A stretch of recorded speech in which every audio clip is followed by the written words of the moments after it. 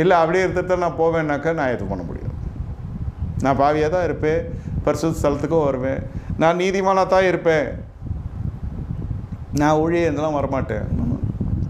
எதுவுமே இங்கே வந்து நிர்பந்திக்கப்பட்டு கட்டாயப்படுத்துறதே இல்லை. கர்த்தர் ஒண்டி தீர்மானிக்கிற விஷயம் உங்கள்கிட்ட விட்டுறாரு.